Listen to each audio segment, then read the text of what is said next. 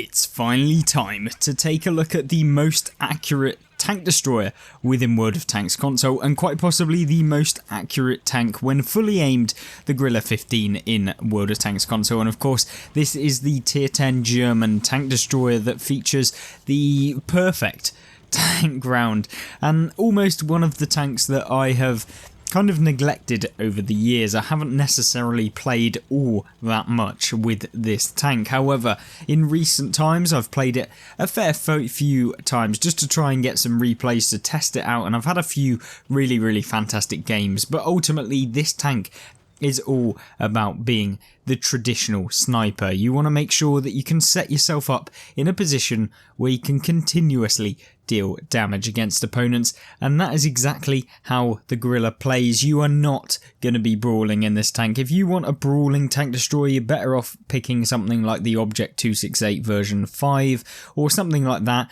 Even the version 4 is probably a better brawler than this thing. Even something like a Jaegeru, you know, the list is almost endless as to aggressive tank destroyers, things like the E4, etc. You know the vibe. However, traditional tank destroyers that sit at the back and snipe and do all of this kind of traditional tanks destroyer gameplay, probably the more boring gameplay, I'm not going to lie, within World of Tanks. Yeah, it's just one of those things that you are so accurate, you have great aiming time with this tank that you can just demolish opponents that you come up against, should you be able to get loads and loads of rounds out. And what you're seeing here is what we do in the Grille. You are not going to be the one on the forefront, as we've mentioned already, and that is something that I struggle with, because my playstyle is typically a kind of at the mid-game kind of, or early to mid-game, where I'm kind of a little bit more passive, so I'm not going to YOLO in, but then as the game develops I go super aggressive and I want to be the one that kind of gets involved. And because, you know, from the get-go you're really wanting to get involved and do something, playing something like this can be a little bit painful for the most part. But you have to keep your level headed, because if you go in this tank, it doesn't work. It just doesn't work in the Grille. Yes, you can side scrape because you're a rear mounted tank.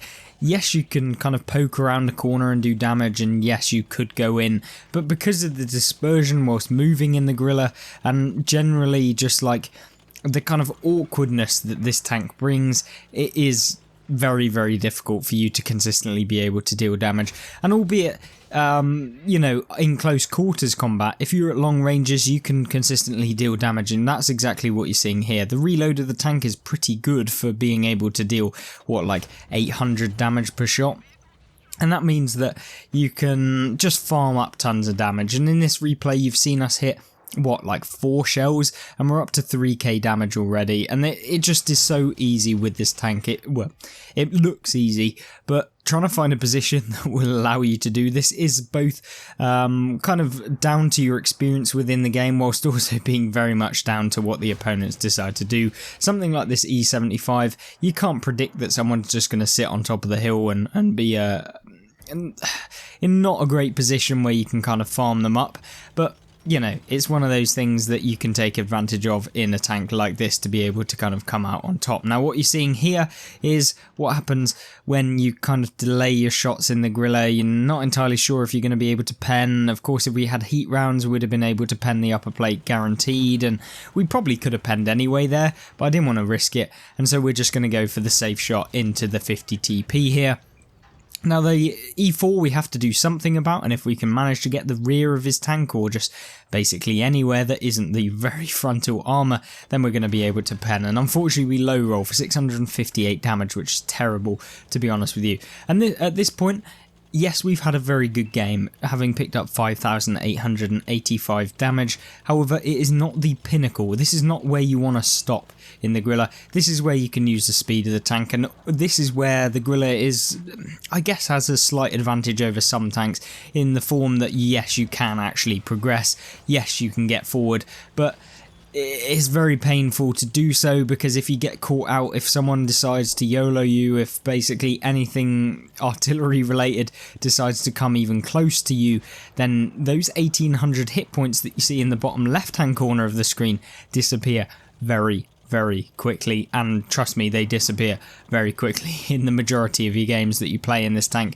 And that's kind of where the negatives are. Of course, if you meet anything like an FV 4005, your hit points disappear quickly. If you meet anything that decides to fire HE rounds, your hit points disappear very quickly, and you're kind of getting the gist here. Your hit points don't last in this tank, and that is because, yeah, the armor model's terrible, and you very much have to destroy the enemy tanks to get them out the game before you can kind of really do the business in this tank, and that's where it relies upon. It relies upon just basically poking around corners, dealing the damage, taking no hits whatsoever, and albeit we take a ton of hits in that engagement there, probably wasn't worth it for the sake of taking out that tank, but we won't get a damage at the end of the game, progress that damage total just a little bit higher as we go through. Now there's a T92 that's over there, and hopefully using the accuracy that we have in this tank we'll be able to do it. Unfortunately, bad aim by me there, and we don't manage to secure the final hit on the T92, albeit we do go in, and hopefully we'll be able to get around into him. We'll be able to finish off our kind of worst nightmare in the game, the T92, of course we do, and that is perfect. I love taking out artillery in the game because you know how toxic that tank class is. Now a game like that lands us in second place, having dealt 7,136 damage, 3 times the Draugen there, and getting 411 assistance. Of course, a lot of our damage was from long range where we weren't spotting for ourselves, hence why we probably came second, even though we got more kills, more damage, and not that much less assistance either. So there we go, the Grille first gameplay. The second gameplay that we have in the Grille is a more aggressive one, and one that doesn't usually happen, since we talked about in the first replay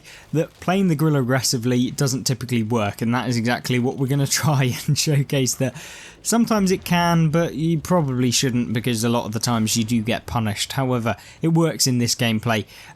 We are playing in Great Wall, one of my more favoured maps. I know a lot of people hate this map for some reason. I think it's got a little bit of everything for all tank classes, which is the type of maps that I think are the best within the game, where no matter what tank class you get, you have a role that you can play. You know, it's no Himmelsdorf where you are, if you're in an artillery or you're in a light tank, you're basically useless comparatively to the rest of the tank classes.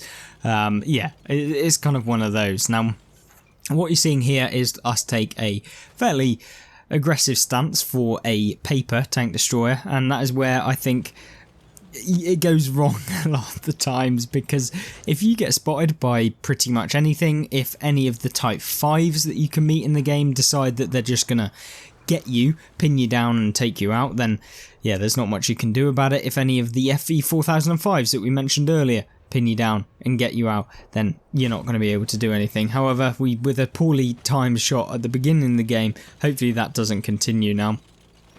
What we're doing here is kind of supporting this mid-ridge or the mid-hill area, and if we can do that, we can come out with a victory, at least, hopefully. Now there's a Progetto, there's an IS-7, and if we can kind of get into this early position, use the gun depression of the Grille, which actually isn't awful, it's not good, don't get me wrong, like because of the rear-mounted turret, but you can use it in some positions, and that's what you saw just there, where we kind of crested the ridge, dealt the 715 damage that we managed to do, and we can kind of get out of there. Now there's a Jaeger advancing, which is the tank that you definitely don't want coming towards you, especially in this tank, especially if they're loading HE as well, and we don't know what round that the Jaeger is loading, whether he even has the ability to swap between the rounds, because that is a equipment slot now where you can swap between both HE or heat rounds or standard rounds. Is kind of, yeah, it can be very, very difficult for the Grille in that regard, where you're playing against things like the Jaeger that can kind of swap rounds willy-nilly and choose the HE rounds that do like, what, 1,400 hit points worth of damage to you, and that pretty much removes you and makes you a one-shot for the rest of the game. Yeah, it's not my favourite, but there we go. Now we track the Grille, or the Jaeger here, sorry, but it doesn't even go, it doesn't even track him, considering we have a 15 centimetre. I was really hoping that we would be able to track the Jaeger in place. Unfortunately that doesn't happen, but we can put a nice round into the lower plate of said Jaeger, and hopefully he'll be getting taken out before the game ends. Now the batch at 25T decides that he's going to try and YOLO down. Now hopefully he gets taken out before he can do that, because the Batchat could fully clip us in one clip. Unfortunately that doesn't happen for the Batchat, but fortunately for us that does. Now having noticed that the majority of the team have kind of crippled and crumpled, and they've basically been removed that were pushing towards our base, then it basically means we have to be a little bit careful when cresting this ridge. However, you know me, I know there's a medium tank down to the right, but I'm all about taking out the artillery piece, and that's exactly what we do, picking out that batch at 15558, the French tier 10 auto-loading artillery piece. Once he's out of the game, that pretty much removes the threat that that tank has. Now we make a really terrible misplay, to be honest with you, and we crash into the rock. Now we know that General was reloading, but we can take one hit to be able to remove him from the game, and we do just that. Now then, noticing that the enemy team are progressing towards our cap, and you know how I like not losing to cap, because it's one of the worst things in World of Tanks when you didn't either go back to the cap because you thought it'd be fine, or alternatively you can't even get back to the cap because you're too slow. But luckily the Grille isn't a slow boy. Luckily we have the alpha damage to kind of back it up and to be able to remove the rest of the hit points of most of these tanks that are in the cap circle. Now what you're seeing me do here is get myself into a position where we can see into the cap circle, and luckily we see the E75 and the accuracy of the Grille paying off very nicely here as we plough around into the side of the turret of the E75. The Conqueror's sat here side on. Hopefully we can kind of reset the various different tanks as we go through. Now unfortunately the TNH doesn't manage to come back, however he comes back into our radius and takes a nice chunky hit in return. Now it's time to progress, it's time to get the last remaining hit points that are within this game. The TNH is progressing towards us, and we'll just kind of amble on forward. We don't want to bloom up our aiming circle too much, and so we can kind of just plough a nice round into the lower plate of the TNH, because what you don't want to do is just auto aim with this tank, because if you bounce, that could have been very, very catastrophic. And luckily we come out with the victory, even though this tank should probably not be played in the aggressive playstyle that we played within this replay. However, on Great Wall it's kind of a more aggressive replay, or you don't really get that much damage, or you don't have an exciting replay. Nonetheless, we pick up 5,519 damage and 1,075 assistance. Great game, and hopefully you enjoyed. Of course, if you want to check out any more replay like the brand new AMX 13 SS that's in the game currently on Cold War, that's fantastic and really, really new, novel, and brings something else, then check out the left hand side of the screen. And of course, if you want more gameplay and tank reviews, they will be on the right hand side of the screen right now. Goodbye.